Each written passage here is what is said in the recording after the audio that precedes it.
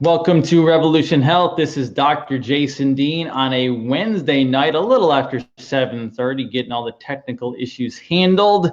And we are a bit of prime time with my good pal Morley Robbins. I hope all of you are chiming in. We have it posted on my page. We'll have it shared over to the other Facebook pages here in a minute, and then we're going to be sharing over to the Magnesium Advocacy Group as well, because I know we have a lot of fans over there that love hearing you, sir. But welcome and thank you for joining me again on a Wednesday night.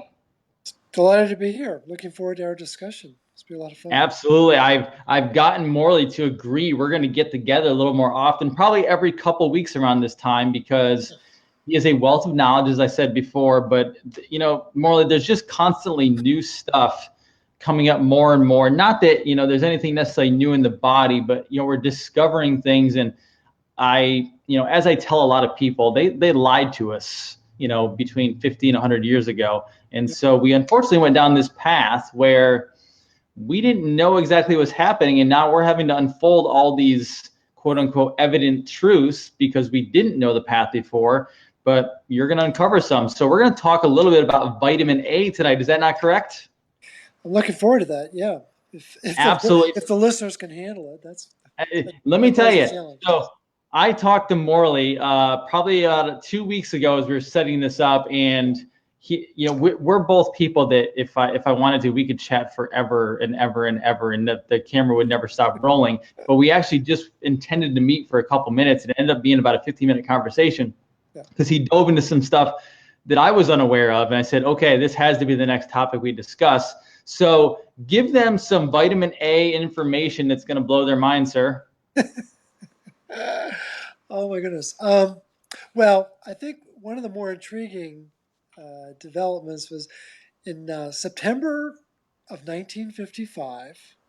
President Eisenhower had his first of 8 heart attacks, and when he had that heart attack, the country was put on a low-fat diet, and people did not know what that meant.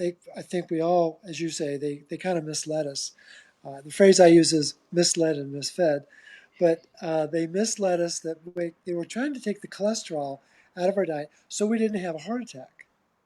Now, what most people don't know is that this has been a source of debate and controversy ever since 55, and it wasn't until 2016 that Ravskoff and Diamond published the definitive study in 2016 to put that whole issue to rest. That cholesterol has no relationship to heart disease. That's a bit of a surprise for a lot of people. But because a lot of people out there are still taking statins, which is a scary thought. But what people did not realize is that when you take cholesterol out of the diet, you're removing real vitamin A, otherwise known as retinol. And a lot of your listeners are going to confuse beta carotene with retinol because they think they're one and the same, and they're not. And in fact, it takes 12 units of beta carotene plus energy plus a key enzyme called BMOC, or BCMO, which is a copper-dependent enzyme, by the way, in order to make 1 unit of retinol. And that's a mind-blowing thought. So that when people look on the back of their supplement bottles and it says, 12,000 units of vitamin A, it's actually referring to beta carotene. Beta carotene, right? And it's only 1,000 units of retinol. That's a big difference. So I think what people don't realize is that they have been leading a low retinol diet for most of their lives. Here's an example. My wife's a chiropractor, as you know, and one of her clients is also a chiropractor. Chiropractors know how to take care of each other, right? Absolutely. And if you ever want to find a chiropractor, you go to a chiropractor. You say, "Who do you go to?" That's the chiropractor you want to go to. But Absolutely. but Dr. Z is a very cool guy. He's my age, which means he's next to a wheelchair, right? But he's actually a very savvy guy. And I asked him the other day when he was in for his adjustment.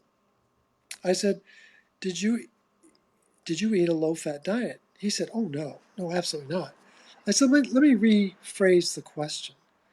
I said, during the period from 1960 to 2000, did you eat a lot of free-range eggs? No, not too much. I said, okay. Did you eat a lot of grass-fed butter? Well, I ate some, but not a lot. I said, okay.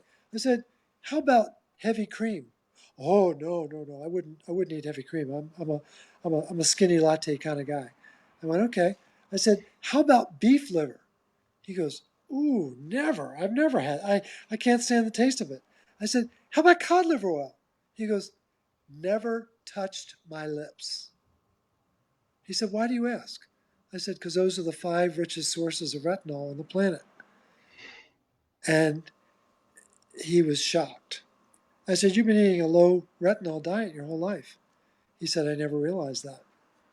And I think that that's true of a lot of people out there. And again, not to cause offense to the vegans, but the only source of, no, seriously, no, there are a I lot, understand. yeah. No, I've got 25 vegan clients eating desiccated liver tablets. That's how desperate they are to feel better. But the only source of retinol that I know of that comes in a vegetable source is from rosehip oil. And there is retinol in that rosehip oil. I don't know how much there is. And so for the listeners who are, staunchly guided by their principles, that's something that they can consider.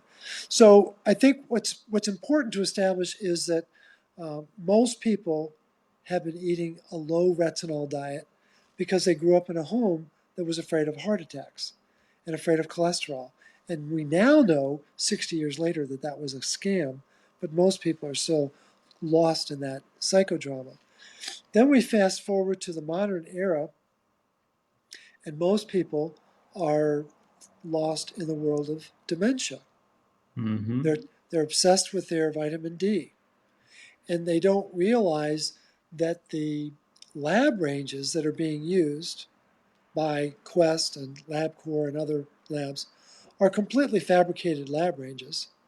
And they're saying that if you're not within 30 to 100, well, then you're vitamin D deficient.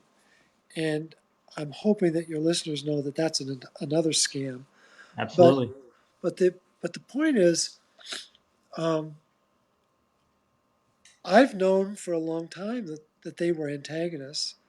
I've just learned recently about an article that Chris Masterjohn, who's a very savvy guy around lipids, he wrote an important article. I think it was in the Weston A. Price Journal in 2009, and he talks about the fact that vitamin D supplementation affects vitamin A status, Mm. and that's important for people to understand.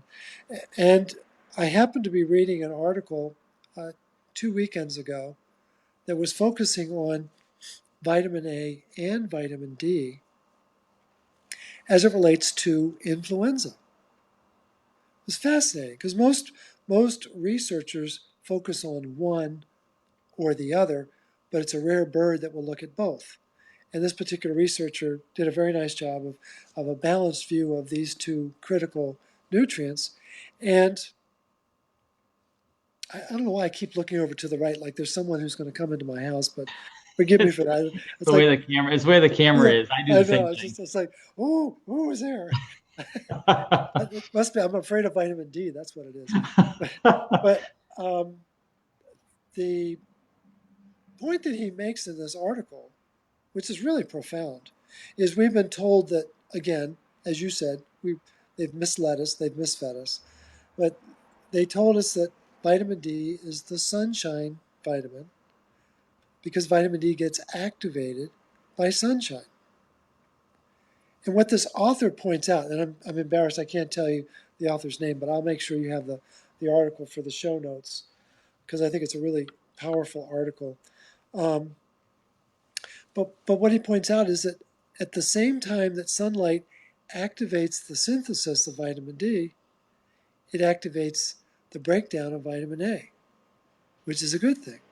Because vitamin A, the broad term for retinol is retinoids, like steroid, retinoids, and they need to be broken down into component parts of the retinoic acids.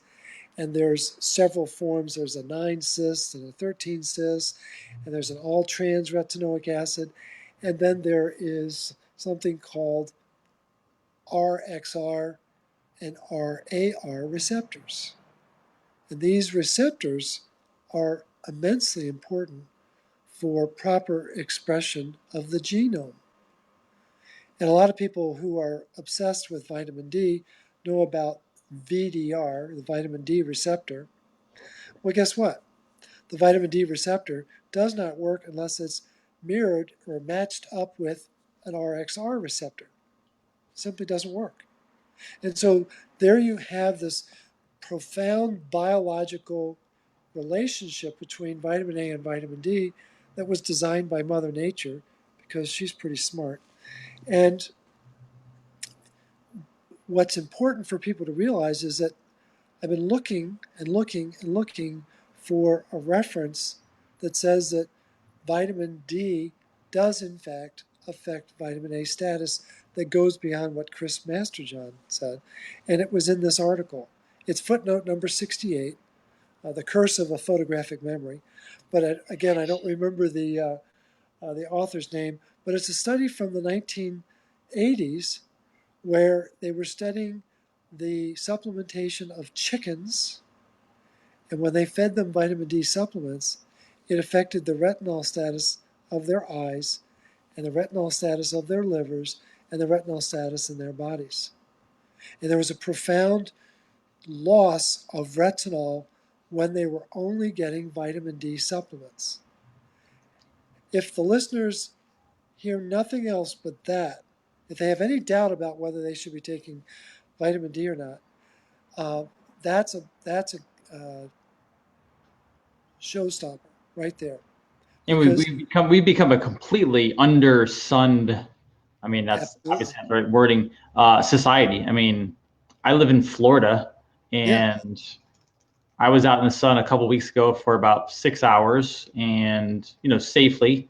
But even then, I was having not exhaustion, but my body, I got tired at the end of the day, and I realized, holy cow, I live in Florida. It's sweltering hot down here right now, and right, yet I'm actually in an office all day long. So I'm on my feet. I'm not sedentary, but we have a whole population here that right. gets zero sunlight whatsoever, and not even walking outside for 15 minutes. Yeah, no, it's really tragic, and the thing is, it's actually vitamin A that allows us to process the hydrogen peroxide that builds up from exposure to sunlight. People don't know that vitamin A is a chain breaking antioxidant. So what does that mean? Chain breaking. Well, people may have heard have we started this conversation about uh, cholesterol. Mm-hmm. Well, when the body when there's too much oxidative stress in the body, it's going to start to affect the lipids in the membranes, cell membranes, the organelle membranes, and all that. And that process of oxidizing the lipids is called lipid peroxidation. And it's a chain reaction that one hydrogen is stolen from the lipid and it creates this chain reaction around the cell membrane. And then it affects the other cell membranes connected to it, unless you have retinol, and it stops that process. It's actually amazing. And yet it's been methodically taken out of our diet. Uh, and people don't. Again, we've been led to believe that ascorbic acid is the same thing as vitamin C. We know that that's not true. We've been led to believe that storage D is the only thing you have to measure, when in fact, Right. actually, we really need to measure active D. And why is it low? Usually, it's because you have inflammation. Why do you have inflammation? Because you have too little magnesium and too much iron. Most Mm-hmm. people don't know that. And so then we're led to believe that beta carotene and retinol are the same. They're not at all the same. And then we have, just to round it out, we have vitamin E, and we think that that's just alpha tocopherol. Well, it turns out that there's four tocopherols, four tocotrienols, and there's supposed to be selenium at the core. And here's the gotcha on vitamin E, that if you just take alpha tocopherol, it undermines the rest of the vitamin E complex. But if you take the gamma tocopherol, it protects the rest of the vitamin E complex. It's like, oh my gosh, it just never ends. And the guy who figured that out was, you may have heard of the Ochsner Clinic here in New Orleans. Hmm. Well, it was Dr. Ochsner who figured that out. So it's a pretty important thing. Yeah. But back to the vitamin A strategy. Um, a lot of people who've heard me talk have And heard me. before you jump into that, I want to make a statement there too, because you just covered something very important, which is we see it all the time. I see it, you see it, is this mindset that you walk into a vitamin store, because let's be honest, I mean, the vitamin industry has turned into a multi-billion dollar, I'm sure it'll be a $1 trillion industry very soon. Basically, hey, it's healthy because it's a vitamin, it's not, and it's a Right. vitamin store. Yeah. And no one knows that, like you said, ascorbic acid is not vitamin C, or the retinoic acid is not necessarily vitamin A. Like there's actual compound that comes from food that is actually technically Right. those vitamins. And not only that, you pick a vitamin off the shelf now, or they call it whole food vitamin now. Even they've marketed this so well. You look on the back and there's 10 different fillers on top of what you're supposed to be getting. So it just leads into what you were saying. I wanted to add that in because I think so many people still don't understand that not only are they getting a synthetic, which is not the actual vitamin, but they're getting so much other stuff that will throw off the hormone balances and throw off your entire Absolutely. physiology, and your body will actually start shutting down over what you perceive to be a good thing to be doing. Yeah, I think a lot of people don't realize how synthetic the supplements are. And a really good example is the B vitamins. Mm-hmm. The vast majority of B vitamins are made from coal tar derivatives. Correct. And if you want a really sobering afternoon, research what coal tar derivatives are. It's a scary afternoon, and there's a lot of iron in there. People don't realize that they're hiding iron in those supplements like that. So that what we got to do is be really vigilant about what are the supplements that we can use that are natural. And again, food is your first choice. Food Right. based are better, but then we're up against, are the farmers feeding the soil properly? No. Are they raising the crops and the animals properly? And if you don't have understanding of that, if your conversations at the farmers market don't center around the the process that the farmer goes through to feed the soil and feed the plants and feed the animals, then you don't understand why you're at the farmer's market. But unfortunately, we live in an era where you have to have that kind of due diligence, where you have to really take the time to say, what am I eating? And I think it's a really, really important part of the equation. And the tragedy is, like with these foods that we were talking about a minute ago, these very nutrient dense sources of retinol. Well, it isn't going to the store to buy the eggs. You got to get them from a farmer that understands they need to be outside. They need to be Mm-hmm. eating grass and bugs. That the butter needs to be coming from cows that are outside eating grass, and they're not being fed any kind of grain in addition to the grass that they're eating, and so on and so forth. And there's really only one form or brand of cod liver oil that I personally use. It's Rosita's. And it's a family-run business, and they are very careful about the processing. And we just have to be really mindful of there is a difference in cars. We know that. We know that there's a difference between a BMW and a Yugo, but yet we'll walk into the vitamin shop and just take whatever they sell us. And that same process of engineering goes into the supplements, as you well know. It's important Definitely. for people to have that kind of discrimination. But to give people a sense of, so why is retinol important?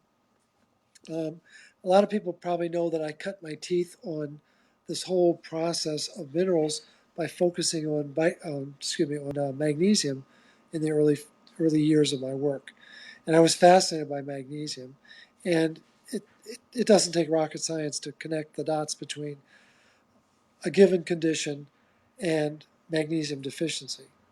And it's reasonable to think that, well, it's the magnesium loss that causes the condition. And that was where my thinking was in the first 2 or 3 years of doing this work. And of course, I was flat ass wrong. And and I actually had practitioners tell me, they said, Morley, if it was that simple, we would have figured it out. And I was like, yeah, but you don't understand it the way I do. Well, I was wrong.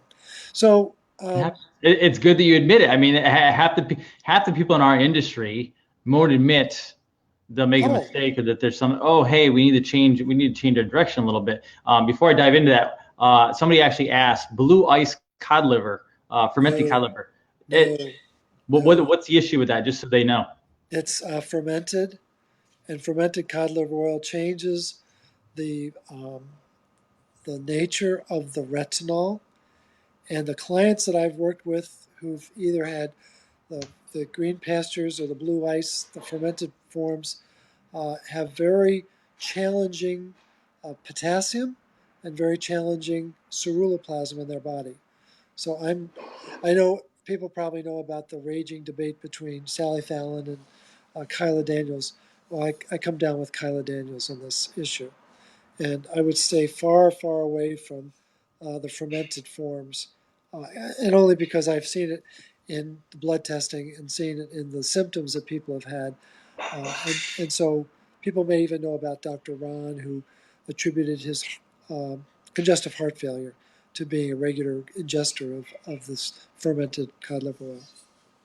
So I'd stay. Thank you for that. I wanted to point that out because I knew they were curious about that, and I wanted to make a delineation because I know fermented cod liver oil is a very popular topic.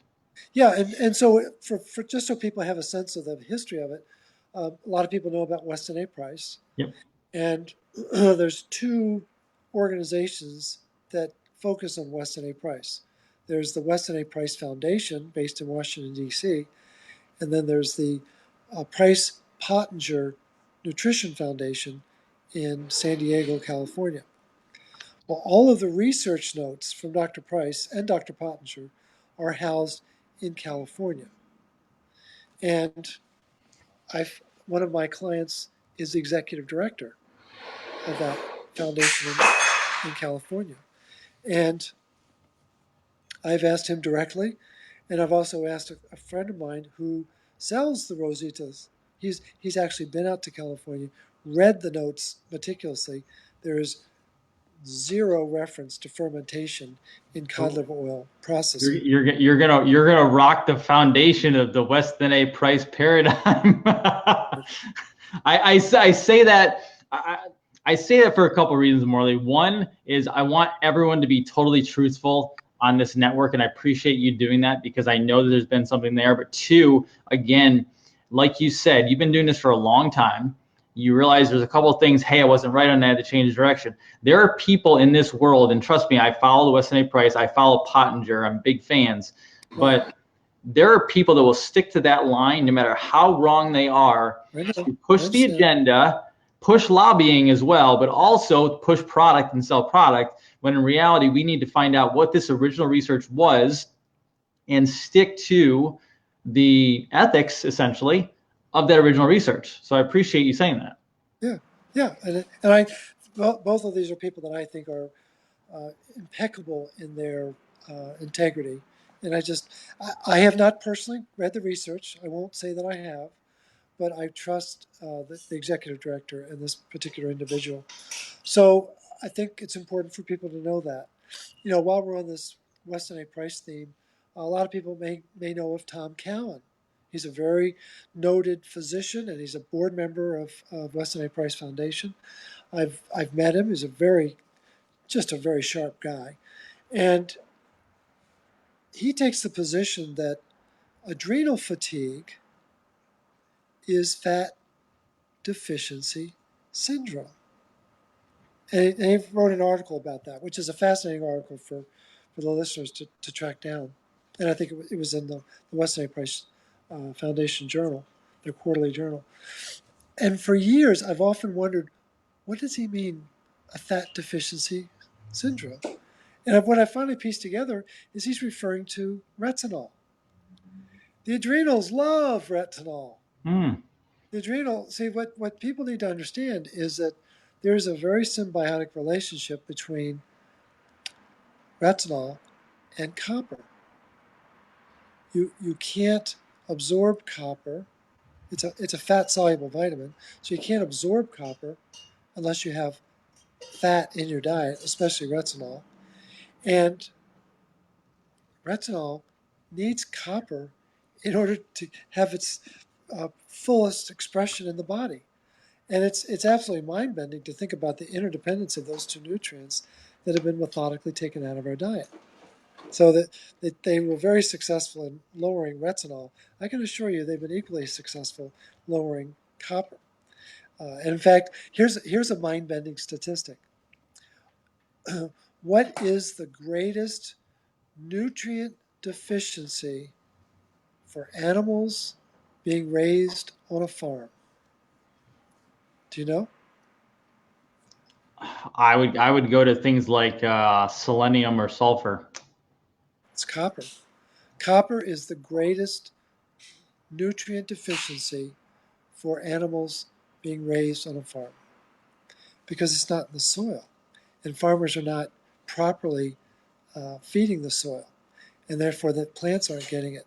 So if the animals aren't getting it, do you think we're getting it?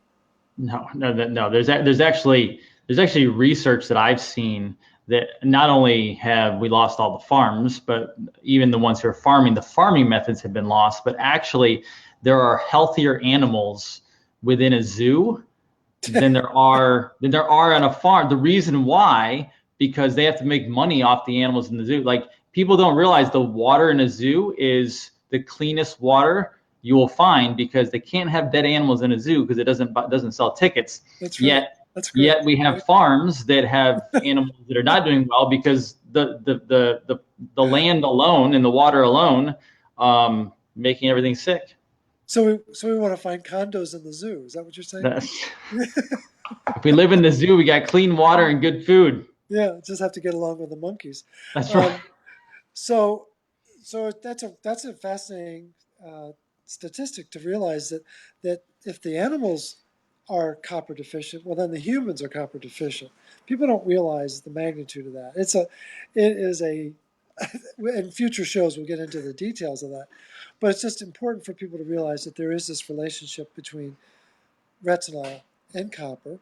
What are the heavy metals that will go into the body if the copper's low? Well, what happens is mercury will not get out of the body if Got the it. copper is low. That's the biggest. So very easy mercury toxicity with low copper. Exactly. Low bioavailable copper. Sure. We'll have to make that distinction. So we've got a known relationship between retinol and copper. And the one that really surprised me, which I was alluding to earlier when I was talking about the magnesium, is that you learn very quickly that stress causes magnesium loss. That's like a no-brainer. And it also causes B vitamins to leave the body as well. But what I learned just the other day, some very important research, that what they've come to realize is that retinol is very important for regulating the HPA axis, the hypothalamus pituitary adrenal axis. Everyone's thyroid's crashed out. Everyone's thyroid's crashed up because the adrenals are crashed out. Correct. Why are the adrenals crashed out? Because there's no retinol in the diet, and 95% of the body's stores of whole food vitamin C are supposed to be in the adrenals. So what are the adrenals really doing? The adrenals are sitting on top of the kidneys, right?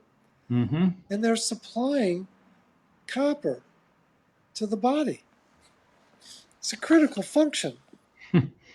And people don't realize that there's copper at the core of the whole food vitamin C molecule, and it's called tyrosinase. And tyrosinase is an incredibly important enzyme, not just for making melanin, but for a wide variety of other functions in the body. And it's completely lost on most people. And then to your point about the thyroid, another important function for for retinol is a lot of people do have, they think that they've got a broken thyroid, when in fact they have a broken adrenal gland. But even in relationship to that is a lot of people aren't aware of something called transthyretin protein. And it's a critically important protein to transport T4 and retinol in the body. And if you don't have TTR, and if you don't have retinol in the TTR, then you're not going to get a very good function out of your thyroid. So a lot of people with hypothyroidism are really retinol deficient. Hmm. Very important for people to realize that this nutrient that has been excised from our diet is why so many people are hypothyroid. I mean, think about it. 50% of the 50% of the adult American population are on thyroid medication. Oh, Really? it's getting as, I would say it's getting as bad as people being put on psych drugs. I mean, Yeah, it's epidemic. right. And what people don't realize is that the reason why they're tired isn't the thyroid. It has nothing. I don't think it has anything to do with the thyroid. It has to do with the fact that they're copper deficient and they're stress cadets, so they have very low magnesium. Well, complex 4 and complex 5 are critically dependent on copper and magnesium, respectively. If you don't have bioavailable copper in complex 4, you're not going to be able to activate the oxygen. You're not going to be able to release the ADP to go over to complex 5, which is where magnesium gets attached to it and an extra phosphate, and then it becomes a recognizable unit of energy, magnesium hyphen ATP. And that complex 5 is a rotor spinning at 9,000 revolutions per minute. That, that's an Indy car. That's the speed of an Indy car. Absolutely. If you have a hyperthyroid, you probably have a maxed out adrenal gland that is deficient in copper as well. That's exactly right. Hyper, HYPER, thyroid is a clinical sign of copper deficiency. It's an absolute Right. deficiency of copper. Absolutely. Which adrenal exhaustion is, I mean, you wouldn't have adrenal protocol if there was not adrenal exhaustion in this country. Well, no, and the thing is, the adrenal, the saliva adrenal test, I don't think it's okay. So we find out you have dysregulation in your adrenals. Then what? Cortisol is out of rhythm. Then what? People don't realize that cortisol and magnesium have an antagonistic relationship in the body. So if cortisol is acting out, it means your magnesium's gone. And I think that cortisol is hardly the stress hormone in the body. It's actually histamine. Histamine is the true stress hormone. It's the hormone of alert. That is the hormone that's telling you whether you got You a always learn, there's always something. Morley, you're one of those guys where you drop something like that, and then everyone goes, wait. Did he just say histamine is a stress hormone? it's Because every single medical professional on the face of the planet, textbook, cortisol. yeah, but think about it. Think Oh, about I get it. That's what I'm just saying is oh like you drop these truth bombs. Explain that for me. yeah. No, the thing is, you can't go with the standard conventional um, training because that's all skewed. It's all backwards. It's all upside down. So, so when you've got the NMDA receptor, you've got and histamine comes on the scene. You got a real problem on your hands because magnesium and potassium are being shunted out of the cell at that point, and calcium and sodium are being invited into the cell, and a lot of water because they're trying to flood the toxin out. That's what the histamine is trying to do. Well,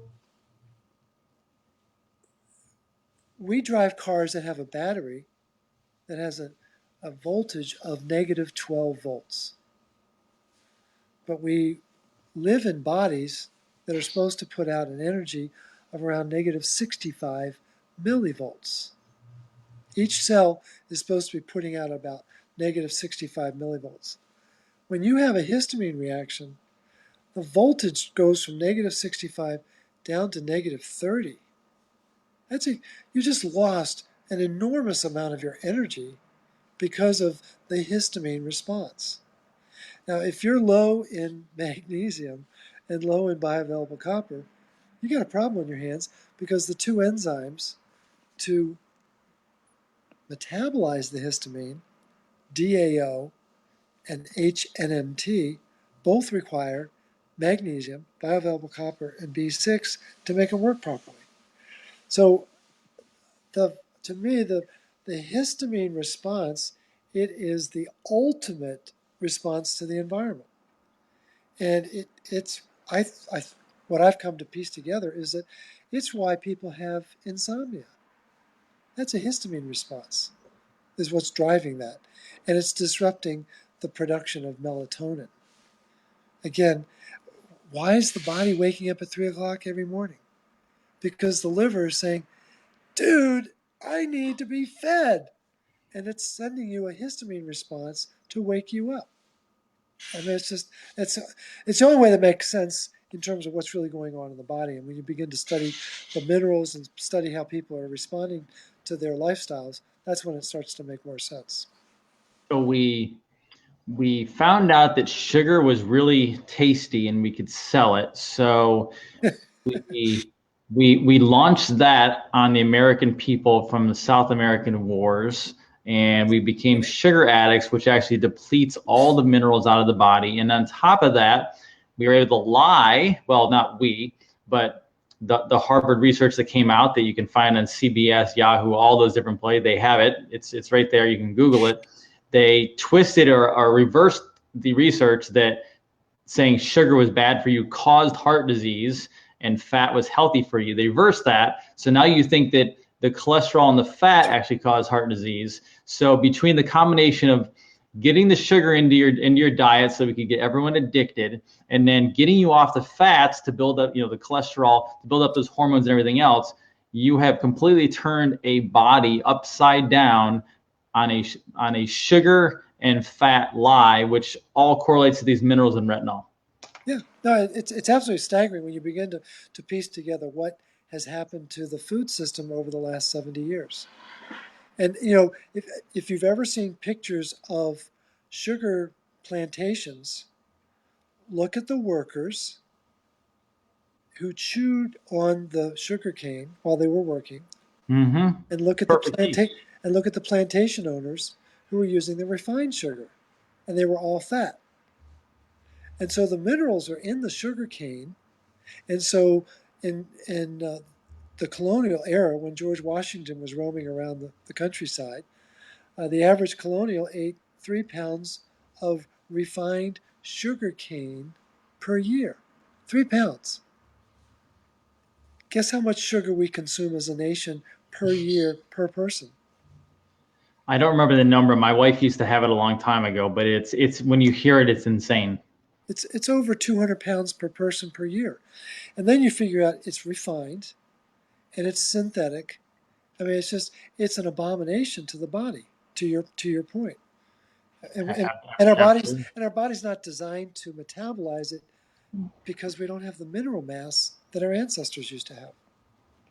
And the interesting thing is that just in the last couple of weeks, seeing people coming in, actually a lot of obviously legal immigrants coming in from various countries, anything from South America to Western Europe to Africa, you name it. And either they're getting sick currently, or they're still holding on to what they have. But all of them say, they admit fully that they were healthy when back home, and actually coming from poor places where not a lot of money, they were forced to live off the land. And it's funny because in their world, they thought that was not a good thing, because we have an industrialized country where everyone makes a lot of money. It's a great booming economy. These people come from places where there's chickens roaming and eggs and everything else. They're super healthy over there. I mean, they're in rice fields over there, super healthy. And yet you eat rice over here, or you eat Italian food or Mexican food over here, and you're going to get fat. You're going to be you're Right. gonna perish versus what these people are doing, eating off the land, and their health is great until they get here. Well, they absolutely, and they have the stress of the move, the stress Yep. of a different culture where they're trying to fit in. There's language issues, no doubt. There's lifestyle issues, and then of course the diet. The diet's completely different, and I've had many of those same clients, particularly the people who bounce back the best are Eastern Europeans because they Mm. have this very rich history of really good food. And when they come to America, they go south very quickly. And I say, why don't you start eating like your grandparents? Oh, okay, I can do that. And then they perk right back up. We actually just had some Russians that came in the exact scenario, Right, and right. our South Americans are the ones who fall the hardest. Yeah, I believe it. Yeah, So, it's unbelievable. yeah. So I think the thing is, people need to realize that the food system has been manipulated, it's been engineered. Um, and we can take a very passive stance and say a lot of unintended consequences. You like to be a little more hard hitting and say they lied to us, and it's like whatever. The fact is we were misled.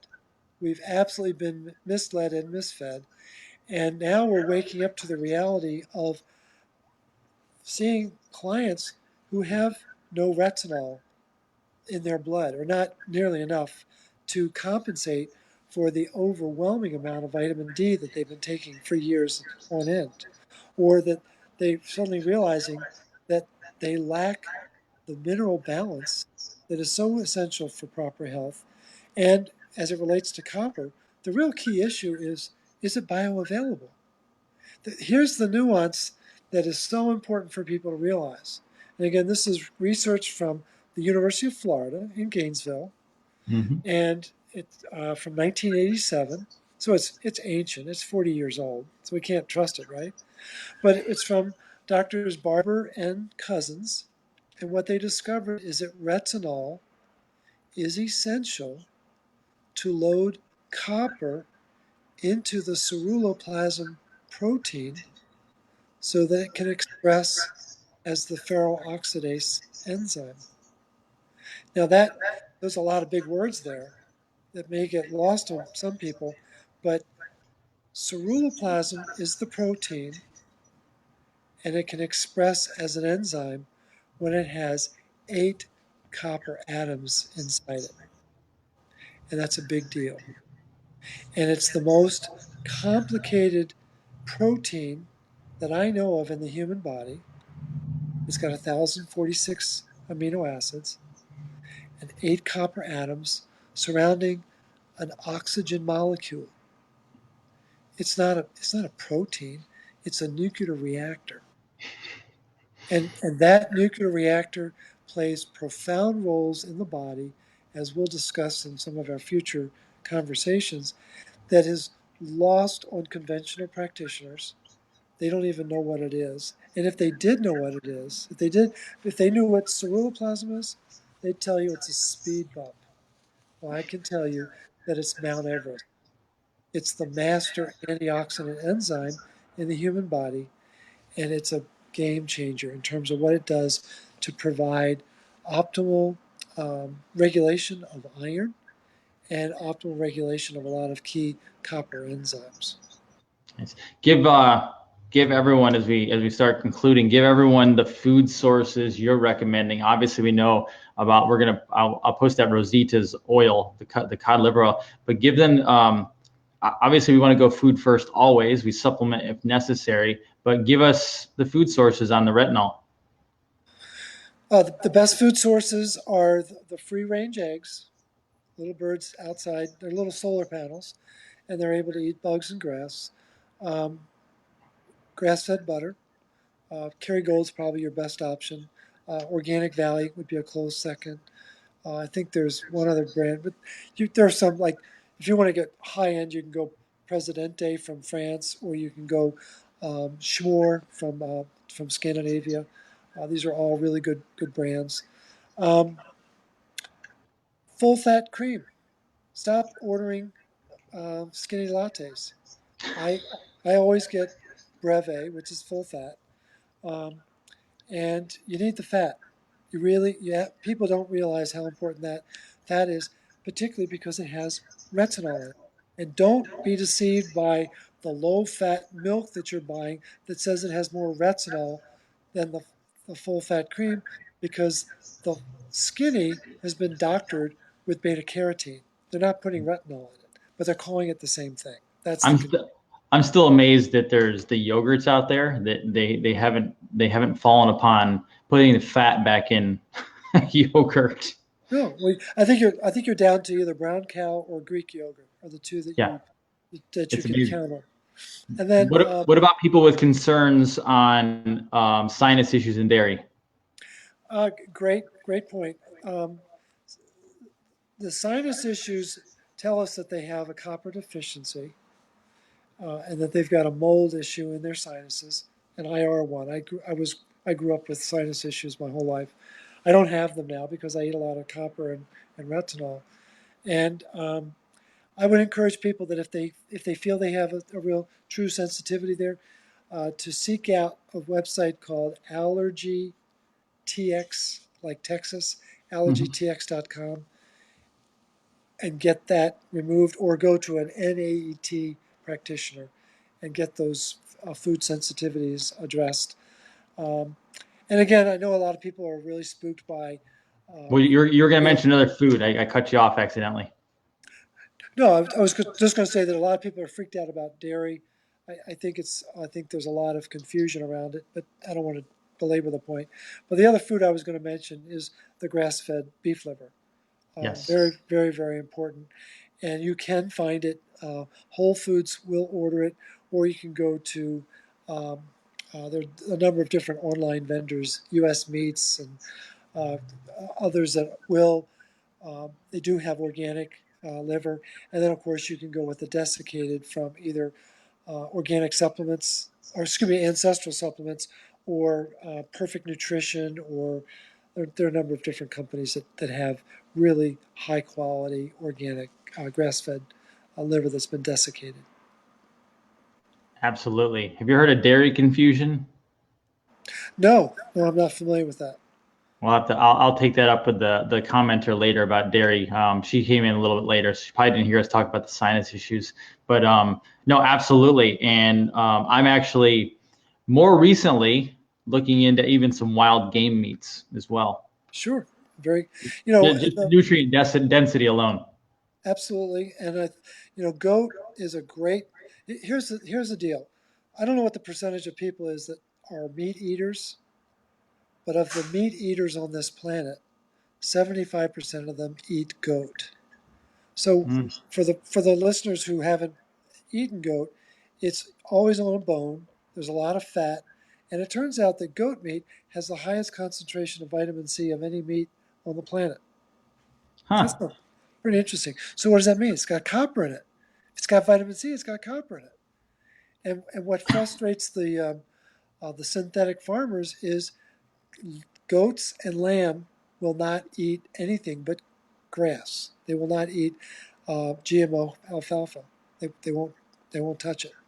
So they're a Mm. lot smarter than we are. Speak on. She just mentioned. Speak on. You said there's a lot of dairy confusion out there. Speak on that just a little bit. Oh, I think that a lot of people have dairy allergies. And again, I grew up with a dairy allergy. I know what that's all about. Um, I think what we have to be is very discerning about the dairy that we do eat. Better to get it from a farmer directly if you can afford that, or get it organic.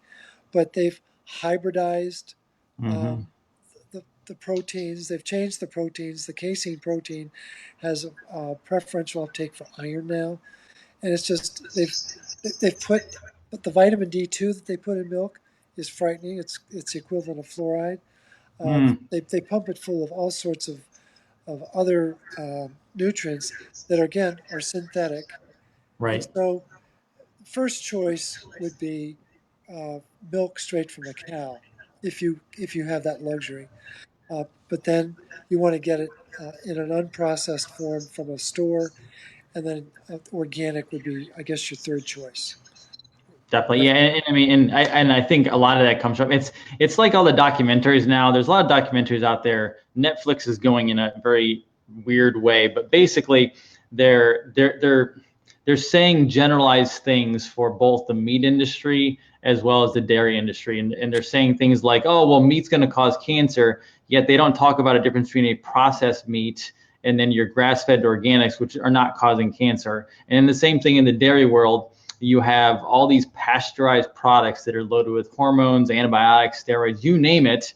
And they're not talking about actually, if you go back in time when we were still getting milk delivered to the door or like scooping out with a jug out of the actual farmer, completely different products. So confusion there because you're not even talking about the same thing. Right. And I think what people have to understand is that the research is usually correlational research, not causation. So Yep. do flies cause garbage? No. But they're always around garbage. And that's what they've done is they've taken advantage of that sleight of hand that, oh yeah, flies, garbage, it must be a causal relationship when in fact it's not. Absolutely, absolutely. And before we head off tonight, is really quick, give everyone their top tip for, because as they go back through this and they hear about retinol now and histamine, just give them some data in the retinol world. Summarize it really quick for everybody who may come on late and how important it is. Well, here's an image for people to get in their head. Back to my analogy that ferroxidase is the Mount Everest enzyme in the human body. So picture an iceberg, and there's a mountain of ice above the water. That's the ferroxidase enzyme. And every iceberg has a much bigger bolus of ice under the water, and that's retinol. That's how important it is. And you can't make ferroxidase enzyme without retinol. And so people, I think, need to completely rethink their focus because they've never heard the term ceruloplasmin or ferroxidase unless you and I have talked about it in the past. And so these are vital components of our body that have been kind of pushed aside in the research, have been buried under the covers and swept under the rug because big pharma doesn't like that enzyme because it does too much. And in one of our future shows, we'll talk about what the ferroxidase enzyme does. And it's a blockbuster. And it's fascinating that it's not taught in medical school. And how do I know it's not taught in medical school? Because I've talked to too many med student graduates. They have no idea what I'm talking about. I don't think anybody knows it. I mean, it's even stuff that I'm learning. It's, and keep in mind too, you're talking to two practitioners. So when he says something, not only is he putting it into play, I download all this stuff into my head and I'm using this every day as well. And when you see the results and things actually happen, you realize that not just misled, but also the fact that, it's constantly learning and we're picking up things and we're finding out this whole puzzle that is the human physiology. Yeah, and I think for the listeners to understand, there are only three minerals that I really obsess over. We need more magnesium, we need more bioavailable copper, and we need less iron. And I've always been a staunch opponent to vitamin D, but I didn't really learn about vitamin A until the last couple months. So I'm 2 months into this journey, and I know it's going to be a wild ride because I've got a stack of research about an inch and a half thick of all these different conditions that are caused by a lack of retinol in the body. And it's like it's a who's who of human physiology that breaks down when there isn't retinol in the body. And again, why didn't we know this? Because it's been very carefully manipulated by the system. So we'll have plenty of opportunity to kind of branch out into all that. But I think for the listeners, picture that iceberg. There's a big bolus above the water. That's ferroxidase. There's a huge mountain of ice below the water, and that's retinol. Excellent example, and keep reading that research because we have plenty of talks to go. So we are going to be with Morley most likely, it looks like, every couple weeks now for, about a half hour to an hour roughly. He has a lot of information, so it usually goes, 45 minutes to an hour, but we love it because it's great information. So he's going to come back. We're going to do this every couple weeks on Wednesday nights and just have a relaxing time, prime time, where we actually can teach everyone about health. And Morley, thank you again for being on, and we're going to post some links and information, and we'll keep pushing stuff out. Looking forward to it, and I'll keep doing it until they vote me off the island.